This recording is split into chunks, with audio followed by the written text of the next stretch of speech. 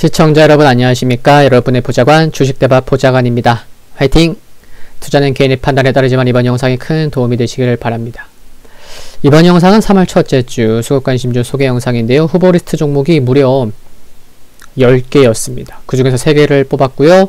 2월 마지막 주 변동성이 컸음에도 불구하고 수급관심주 후보리스트 종목이 생각보다 많은 10개였었는데 그만큼 시장과 차별화를 보였던 종목들이 여러 된다는 얘기겠죠?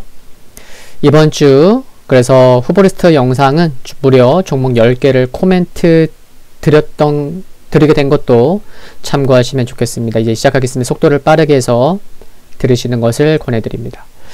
첫 번째 기업은 포스코입니다. 시가총액 24조 5천억 원대 포스코인데요. 일별 수급을 보시면 어떻죠? 월화수목금, 월화수목금. 외국인만 목요일날 매도를 했을 뿐이지 연일 매수했고 기관 하루도 빠짐없이 2월 마지막 주 매수를 했습니다. 이제 거래량 아래를 보면서 기관 외국인 수급을 말씀드릴 텐데요. 상당히 중요한 내용들을 몇 개 말씀드릴까 합니다. 어쩌면 뭐 기업 내용을 말씀드리지 않고 지금 말씀드리는 것만 들으셔도 매매하시는 데 있어서 이렇게 좀 매매해야 되겠구나, 이런 게 중요하겠구나 라는 것에 초점을 맞출 수 있다고 생각을 하는데 한번 들어보세요. 거래량 아래를 보시면 빨강색 이 기관 누적 순매매 추이인데 기관은 여기 보세요. 동그라미 치고 있죠? 작년 9월 초부터 서서히 매수를 하다가 9월 말부터 자신감 있게 매수를 해서 연말 연초까지 매수를 했습니다. 그쵸? 이때가 9월달 기관이 샀을 때가 매수 가격대가 어디였어요? 19만원 전후였고 기관은 연말 연초까지 샀으니까 29만원. 무엇을 알 수 있죠? 주가 19만원부터 29만원까지 기관이 이렇게 샀고 주가가 주당 10만원이 올랐구나. 그 중심에 기관이 있었구나. 기관이 주당 10만원 상승 주도했구나 라는 것을 알 수가 있습니다. 그만큼 포스코에 있어서 기관은 매우 중요한 수급이었다는 것을 첫 번째로 말씀을 드린 거고요. 그런데 그 중요한 기관은요. 그래서 연말 연초까지 사다가 보시면 이렇게 매도를 보여요. 근데 기관이 다시 사죠. 올해부터 매도를 보였던 기관이 다시 사는데 중요한 게 있죠. 2월 마지막 주 참 힘들었는데 이처럼 힘들었을 시기에 작년 주당 10만원의 상승을 이끌었던 기관이 다시 매수로 전환했다. 언제요? 2월 마지막 주에. 이런 점에 의미를 부여해 볼 수 있다고 생각합니다. 벌써 기관 수급으로만 한 개, 어쩌면 2개를 말씀드린 거예요. 그리고 이제 거래량 아래 파랑색 외국인 지분율 추이를 볼 텐데요. 외국인은 작년 8월 말부터 꾸준히 매도를 해왔습니다. 언제까지요? 연말까지. 그리고 외국인은 2021년 올해 새해 들어서 2021년 1분기를 시작하는 첫 달인 1월부터 매수로 돌아섰습니다. 정확해요. 그냥 올해부터 매수를 했어요. 외국인이나 기관, 그러니까 메이저들이 매수하는 타이밍이 중요합니다. 같은 수량이더라도요. 이런 말씀을 몇 번 들으셨을 거예요. 제 영상을 꾸준히 시청하셨던 분들이라면. 타이밍 굉장히 중요해요. 뭐 인생은 타이밍이다, 주식도 타이밍이다, 모든 것은 타이밍이다 라고 할 만큼 타이밍은 중요한데 이번 경우에는 외국인이 11월도 아니고 12월도 아니고 2월도 아니고 정확히 1월부터 매수로 전환했어요. 이처럼 메이저들이 매 분기 시작하는 첫 달인 1월, 4월, 7월, 10월부터 의미 있는 매수를 보인다면 그 수급은 중요한 분기점이 될 수 있을 만큼 타이밍 자체가 중요합니다. 이건 노하우로 말씀드리는 거예요. 어쩌면 아시는 분들도 계실 거고, 너무나 당연한 거잖아요. 2월부터 매수하는 것도 아니고 정확히 2분기가 시작하는 4월에 매수하던가 5월, 6월도 아니고 하반기가 시작하는 3분기가 시작하는 7월부터 매수를 한다던가, 그럼 뭔가 의미를 부여해 볼 수 있다는 거죠. 아시겠죠? 그러면 한번 확인해 보면 외국인은 올해부터 매수로 전환했는데, 그러면 누적으로 살펴봐야죠. 그래서 외국인은 올해 1월부터 2월까지 2개월 동안 2월 마지막 주에 누적 순매수로 100만 주 넘어섰고 107만 주를 매수를 하고 있는 상황이고, 금액으로는 약 2,944억 원을 매수하고 있는 거죠.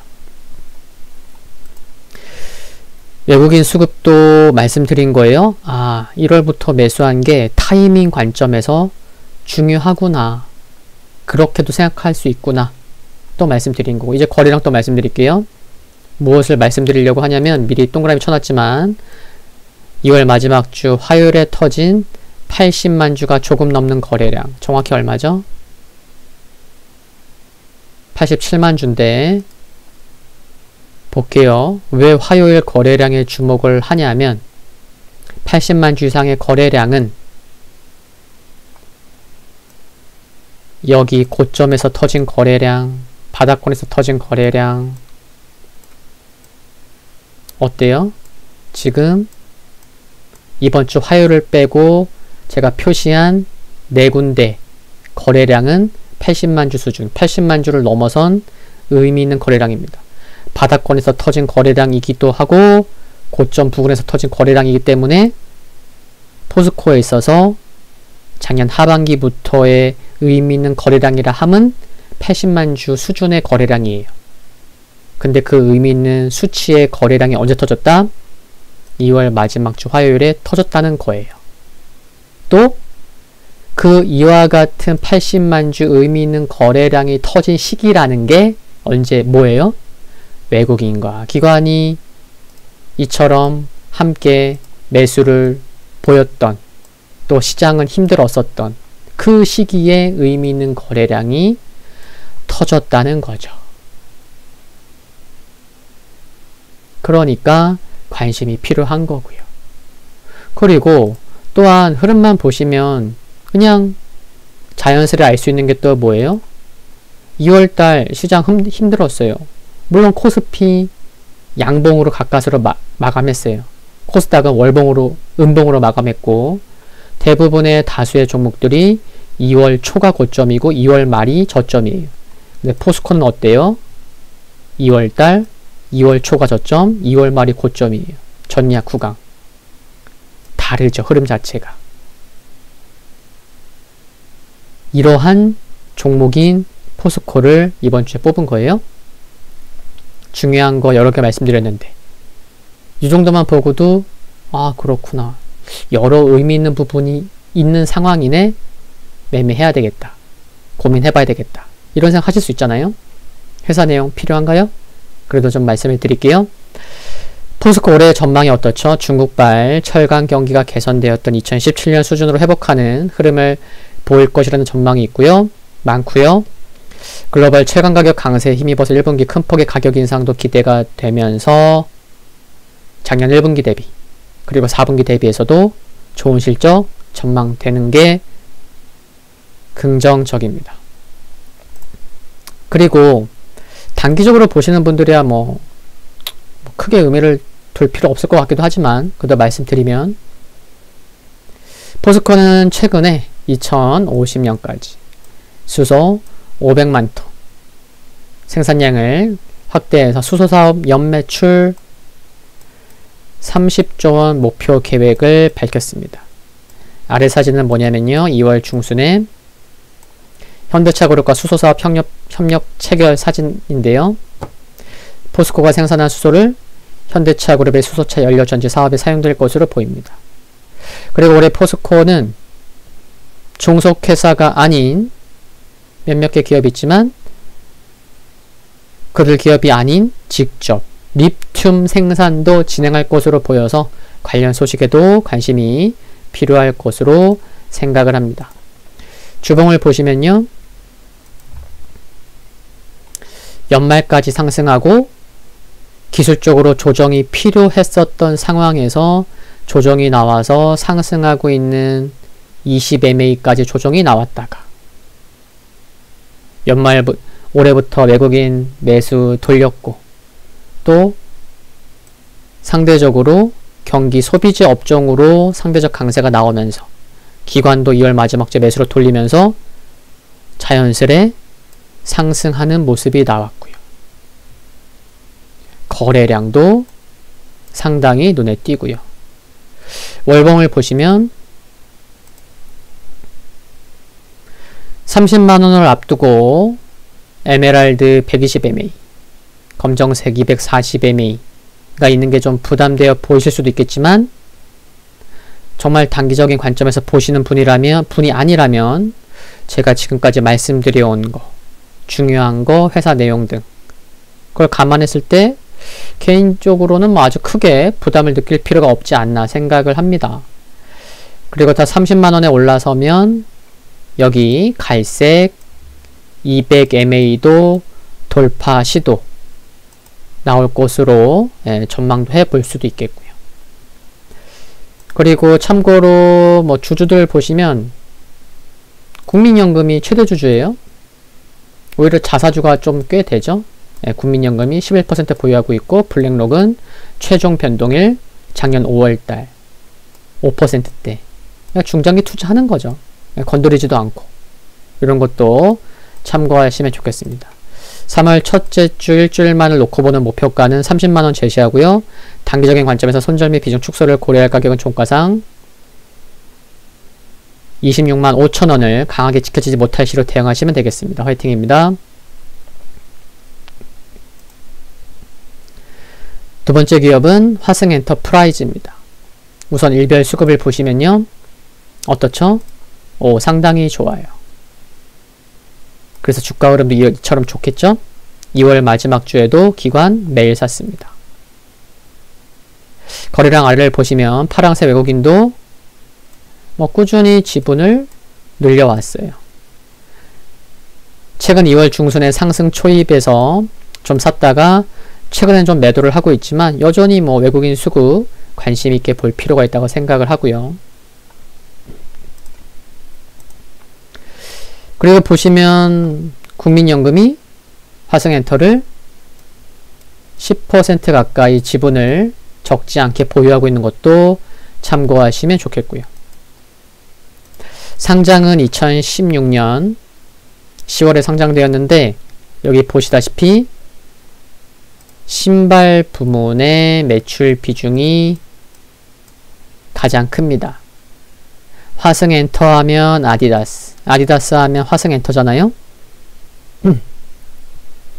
아디다스 그룹의 신발을 ODM으로 생산하는데 아디다스 제품군, 리복 제품군을 주로 생산하죠. 전세계 신발 ODM 제조업체 상장사 중에서 물량 기준으로는 3위예요.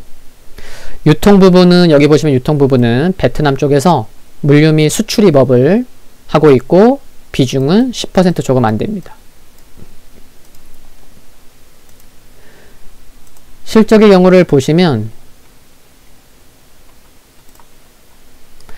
화승엔터 핵심은 아디다스인데 유럽 지역에서의 판매 점유율이 높다 보니 유럽, 코로나19 힘들었겠죠. 그렇지만 여기 분기 1분기, 2분기, 3분기를 보시면 그렇다고 영업이익이 적자가 나거나 그러진 않았어요.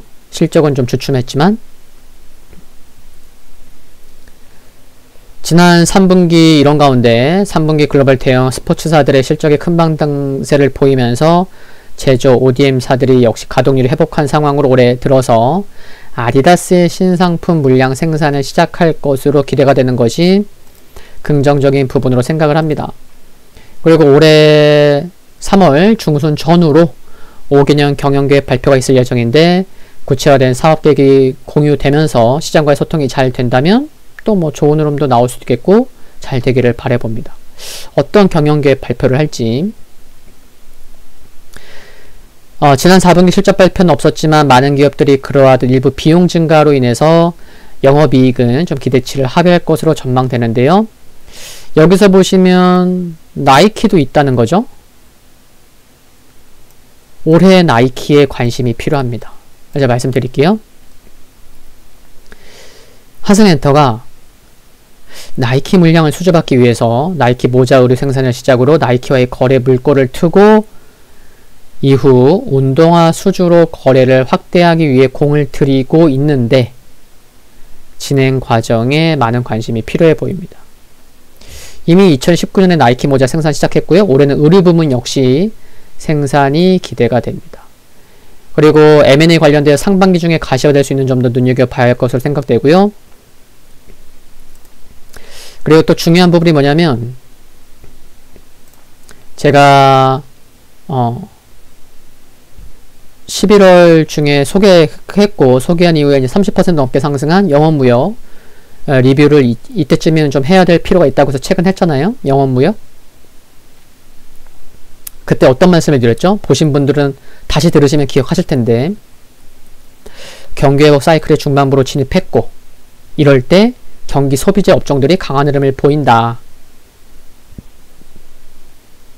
선진국의 백신 보급에 따른 정상화, 미국 등의 추가 보조금 지급에 따른 2차 소비붐을 생각해보면 해외 선진 시장을 대상으로 하는 OEM 의류나 신발 등을 다루는 기업에 관심이 필요하다는 말씀을 드렸는데 화승엔터가 딱 해당하는 기업이라는 거죠. 기술적인 흐름을 말씀드립니다. 중요한 부분이 좀 있어요. 꾸준히 하락해오던 갈색 200일선이 올해 들어서 우상향으로 전환됐고 또 더욱이 검정색 241선이 2월 마지막 주부터 우상향으로 돌아섰습니다. 그쵸?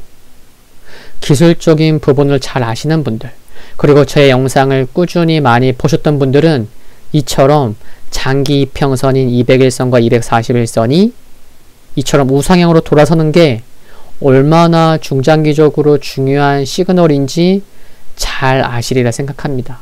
그쵸? 그리고 이처럼 핑크색 21선이 중기 이평선을 돌파를 앞두고 있는 점도 좋아 보이고요. 주봉을 보시면 16,000원 강한 돌파 안착 우선 필요해 보이고 월봉 흐름도 양호해 보입니다. 거래량이 좀 줄어들면 하루 거래량이 20만 주도 채 안 될 때도 있지만 그 부분은 참고하셔야겠고요. 이번 주에 목표가에 도달하지 못해도 방향성 관점에서는 지속 관심이 필요할 수 있다는 거 참고하시면 좋겠습니다. 3월 첫째 주 일주일 만에 놓고 보는 목표가는 16,500원 제시하고요. 단기적인 관점에서 손절 및 비중 축소를 고려할 가격은 종가상 14,500원을 강하게 지켜지지 못할 시로 대응하시면 되겠습니다. 화이팅입니다. 세 번째 기업은 펜엔터테인먼트입니다. 우선 일별 수급을 보시면요.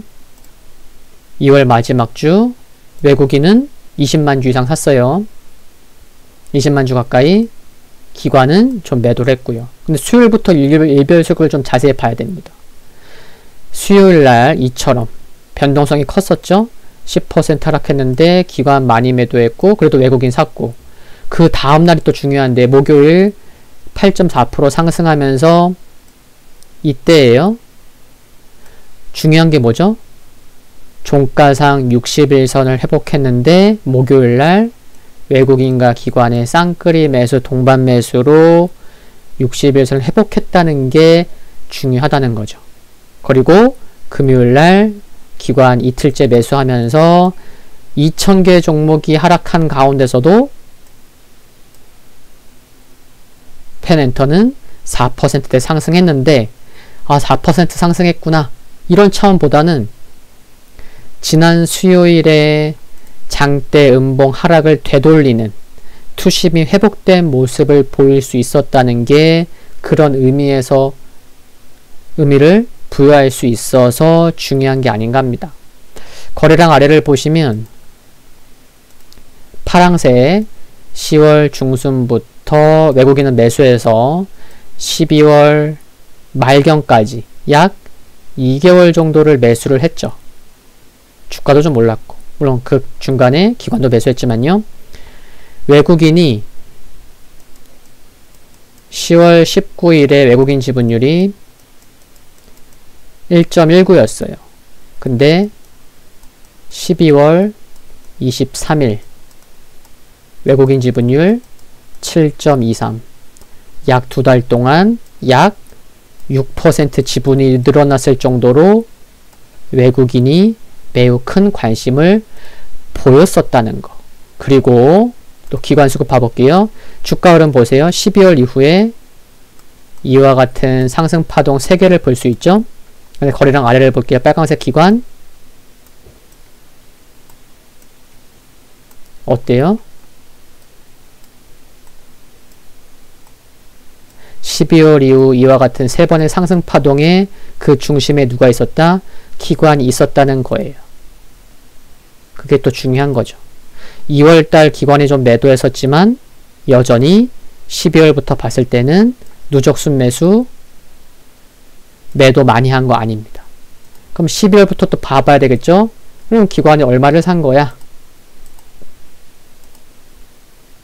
네, 수량으로는 12월 1일부터 2월까지 3개월간 최근에 2월 동안 기관이 좀 매도했지만 여전히 137만여 주를 기관은 사놓고 보유하고 있는 상황입니다.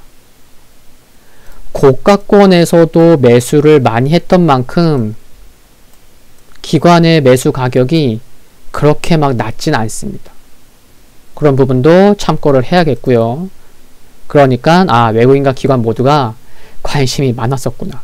기관이 지금 가지고 있는 수량을 보면 기관은 여전하구나.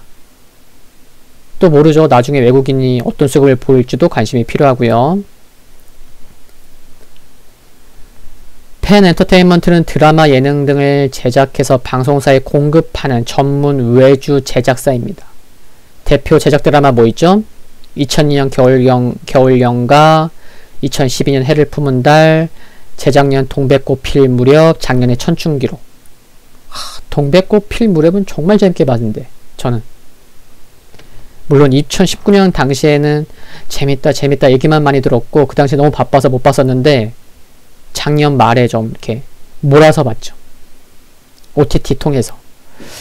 코로나19로 인해서 비대면 문화가 자리 잡은 가운데 올해 특히 여러 글로벌 OTT 업체들이 국내 시장에 뛰어들면서 경쟁이 심화될 것이기 때문에 그런 기대감으로 컨텐츠 제작 업체들의 가치가 높아질 수 있고, 그런 흐름에 수많은 제작 업체들이 최근에 흐름이 상당히 좋았었죠.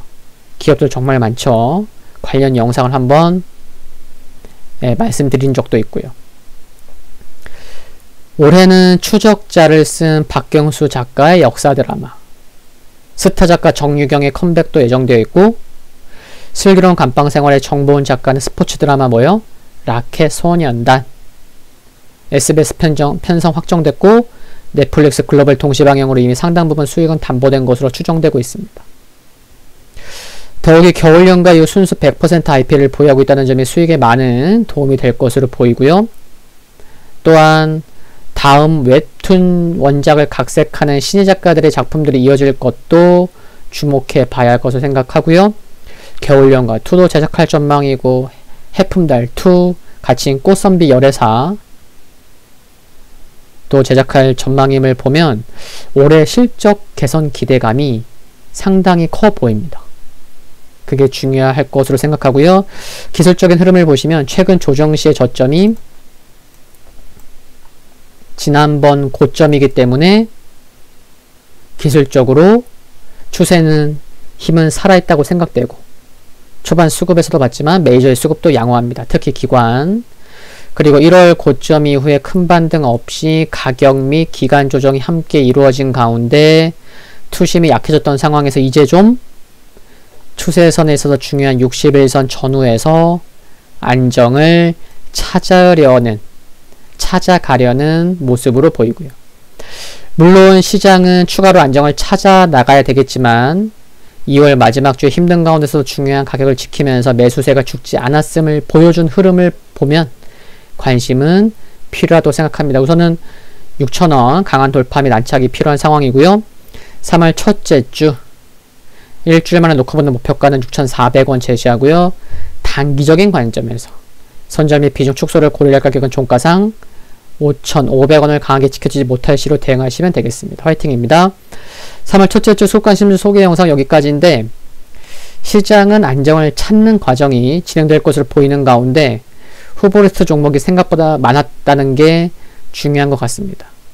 이번에 뽑은 3개 종목을 보시면 아시겠지만 시장과 흐름이 좀 다른 상대적으로 강한 종목을 뽑았다는 것도 딱 포인트 잡으실 수 있으셨을 거고요. 우선 제가 소개드리는 종목이 여러분 각자의 성향에 맞으면 금상첨화라고 생각합니다. 화이팅입니다. 중간 점검 영상은 수요일 장중에, 최종 리뷰 영상은 토요일 낮 12시에 업로드 됩니다. 참고로 수급관심주 선정에 앞서서 후보리스트 종목 영상은 멤버십 등급 중에 보좌관 절친 가족에 가입하시면 확인해 보실 수 있습니다. 구독과 좋아요는 큰 힘이 됩니다. 성공 투자를 기원합니다. 감사합니다.